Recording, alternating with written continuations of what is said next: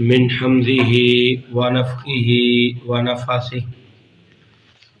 بسم الله الرحمن الرحيم قال النبي صلى الله عليه وسلم من يضمن لي ما بين لحيه وما بين رجليه اضمن له الجنہ۔ پاک پیغمبر صلی اللہ علیہ وسلم نے فرمایا،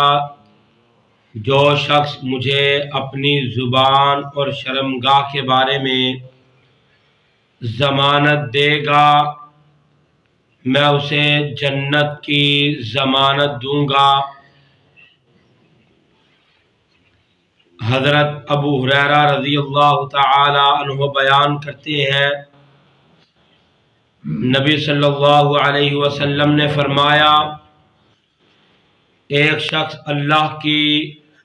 خوشنودی کا کلمہ زبان سے نکالتا ہے، حالانکہ وہ اس کو کوئی اہمیت نہیں دیتا، تو اللہ رب العزت اس کلمے کے کہنے پر اس کے درجات کو بلند فرماتا ہے۔ اور بے شک ایک شخص اللہ رب العزت کی ناراضگی کا کلمہ، اللہ کو ناراض کرنے والے کلمات میں سے ایک کلمہ اپنی زبان سے کہتا ہے اور اس کلمے کو معمولی سمجھتا ہے، تو اس معمولی کلمے کی وجہ سے، اس ایک کلمے کی وجہ سے وہ انسان جہنم رسید ہو جاتا ہے۔ مسند احمد اور جامع ترمذی، سنن ابن ماجہ کے اندر حدیث موجود ہے۔ حضرت معاذ بن جبل رضی اللہ تعالی عنہ کہتے ہیں،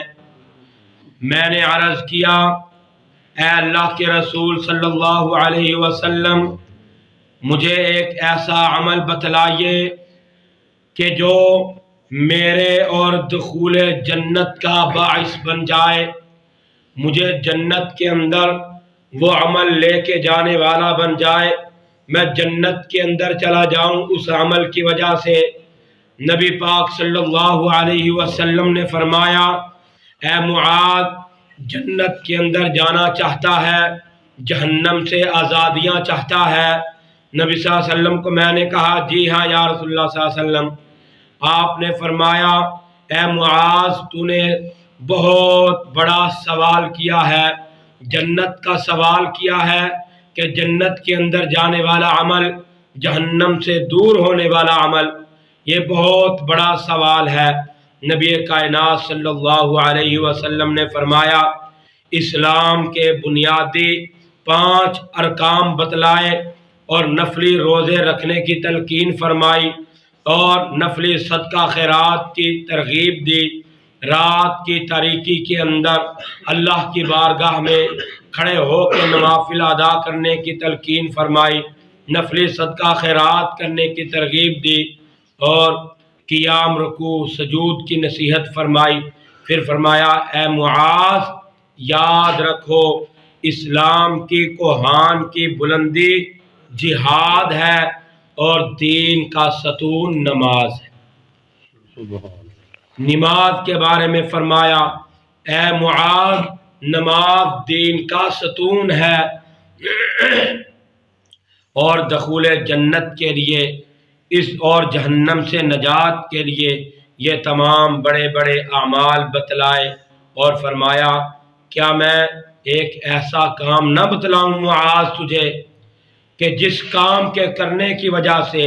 یہ تمام اعمال تیرے لیے آسان ہو جائیں، یہ سارے معاملات، یہ سارے کام اس ایک عمل کی وجہ سے آسان اللہ بنا دے۔ معاذ کہتے ہیں، جی ہاں یا رسول اللہ صلی اللہ علیہ وسلم،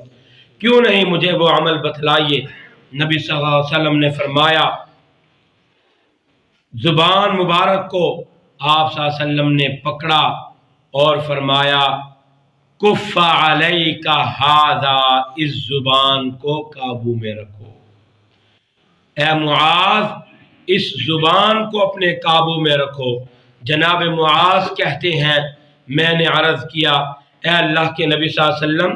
کیا ہماری باتوں پر بھی ہمارا مواخذہ ہوگا؟ جو ہم باتیں کرتے ہیں ان باتوں پر ہمارا مواخذہ ہوگا؟ نبی صلی اللہ علیہ وسلم نے فرمایا سکلتک امک یا معاذ، اے معاذ تجھے تیری ماں گم پائے، وَهَلْ يَكِبُّ النَّاسَ فِي النَّارِ عَلَى وُجُوهِهِمْ أَوْ عَلَى مَنَاخِرِهِمْ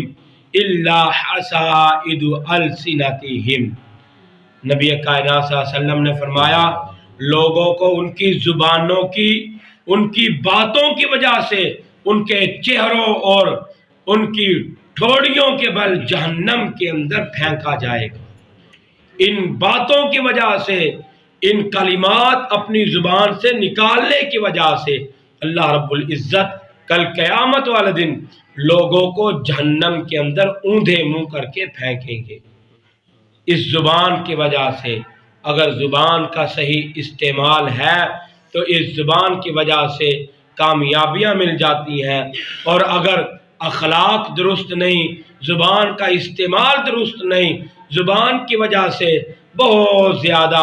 انسان خواری کا شکار ہوتا ہے، ذلت کے اسباب پیدا ہو جاتے ہیں، اور اسی طرح گناہوں کے سبب کی وجہ سے یہ زبان سے نکالے ہوئے کلمات کی وجہ سے ایسے انسان کلمات کہہ دیتا ہے کہ ان کلمات کی وجہ سے انسان جہنم رسید ہو جاتا ہے۔ اللہ ہمیں زبان کی صحیح معنوں میں استعمال کرنے کی توفیق عطا فرمائے، اور اللہ رب العزت شرمگاہ اور زبان ان کا صحیح استعمال کرنے کی توفیق عطا فرمائے، اور اللہ ہمیں برائی سے محفوظ فرمائے۔ وآخر دعوانا الحمدللہ رب العالمین۔ بسم اللہ الرحمن الرحیم۔ یا رب لک الحمد کما ینبغی لجلال وجہک وعظیم سلطانک، الحمدللہ رب العالمین والعاقبۃ للمتقین، والصلاة والسلام علی سید الانبیاء والمرسلین۔ اللہم صل علی محمد وعلی آل محمد كما صليت على إبراهيم وعلى آل إبراهيم إنك حميد مجيد، اللهم بارك على محمد وعلى آل محمد كما باركت على إبراهيم وعلى آل إبراهيم إنك حميد مجيد۔ أذهب الباس رب الناس واشف أنت الشافي لا شفاء إلا شفاءك وشفاء لا يغادر سقما، اللهم اشفنا فإنك خير الشافعين، اللهم اشف مرضنا ومرضى المسلمين، اللهم ارزقنا فإنك خير الرازقين، اللهم اكفنا بحلالك عن حرامك واغننا بفضلك عمن سواك، اللهم اجرنا من النار، اللهم انا نسألك الجنة الفردوس، اللهم اغفر لنا وللمؤمنين والمؤمنات والمسلمين والمسلمات۔ اے میرے اللہ ہم سب کے سارے گناہوں کو معاف فرما، اے میرے اللہ ہمارے صغیرہ کبیرہ گناہوں کو معاف فرما، اے میرے اللہ ہمیں گناہوں سے بچنے کی توفیق عطا فرما، جتنے بھی مسلمان پریشان ہیں پریشانیوں سے نجات عطا فرما، امت مسلمہ کو خوشحال بنا، کافروں کو نیست و نابود فرما، اے میرے اللہ مجاہدین کی حفاظت اور مدد فرما، کشمیریوں فلسطینیوں کی حفاظت اور مدد فرما، جو مسلمان تیرے راستوں میں لڑ رہے ہیں ان تمام مسلم ممالک کی حفاظت اور مدد فرما، اے میرے اللہ جو کافر مسلمانوں کے اوپر مسلط ہوئے ہوئے ہیں میرے اللہ ان کافروں کو نیست و نابود فرما، اسرائیل کو نیست و نابود فرما، اے میرے اللہ اسرائیل کو نیست و نابود فرما، جو اس کے ساتھ تعاون کرتے ہیں میرے اللہ ان کو نیست و نابود فرما، اے میرے اللہ فلسطینیوں کی حفاظت اور مدد فرما، ان کی غیبی امداد فرما، اے میرے اللہ ہمارے بیماروں کو شفا عاجلہ کاملہ نصیب فرما، ہمارے فوت شدگان کی مغفرت فرما، اے میرے اللہ تمام نمازیوں کے رزق میں مال جان میں خیر و برکات کا نزول فرما، رزق کی فراوانیاں عطا فرما، جتنے بھی مسلمان پریشان حال پریشانیوں سے نجات عطا فرما، اے میرے اللہ ہمیں نیک اعمال کرنے کی توفیق عطا فرما، اے میرے اللہ ہم سب کو جنت الفردوس کا داخلہ نصیب فرما، بغیر حساب و کتاب کے جنت الفردوس کا داخلہ نصیب فرما، جہنم سے ہم سب کو آزاد فرما، قبر کے حشر کے عذاب سے محفوظ فرما، ہماری اولادوں کو ہدایت نصیب فرما، نیک بنا با عمل بنا نیکیاں کرنے کی توفیق عطا فرما، ہمیں قرآن پر عمل پیرا ہونے کی توفیق عطا فرما، ہمیں زبان کا صحیح استعمال کرنے کی توفیق عطا فرما۔ سبحان ربک رب العزت عما یصفون وسلام علی المرسلین والحمد للہ رب العالمین۔